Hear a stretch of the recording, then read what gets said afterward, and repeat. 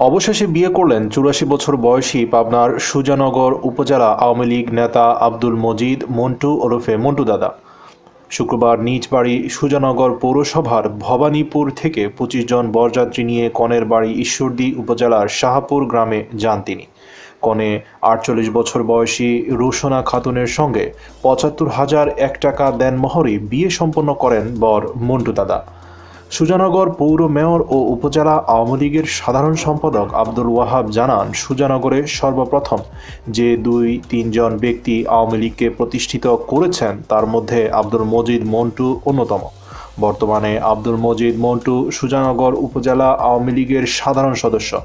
এর আগে তিনি সুজানগর উপজেলা আওয়ামী লীগের সহসভাপতি ছিলেন।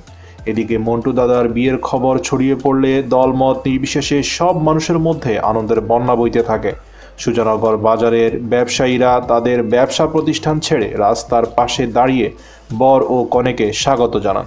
এর আগে সুজানগর উপজেলা ছাত্রলীগ সহ বিভিন্ন শ্রেণী পেশার মানুষ বিশাল মোটরসাইকেলের বহর ও বাদ্যযন্ত্র নিয়ে তারাবাড়িয়া বাজার এলাকা থেকে এগিয়ে নিয়ে আসেন নবদম্পতিকে। মন্টু দাদা এক প্রতিক্রিয়ায় তাদের বিবাহিত জীবন যেন সুখময় হয় এজন্য সবার কাছে দোয়া চেয়েছেন। আমাদের সঙ্গেই থাকুন, সাবস্ক্রাইব করুন। ধন্যবাদ।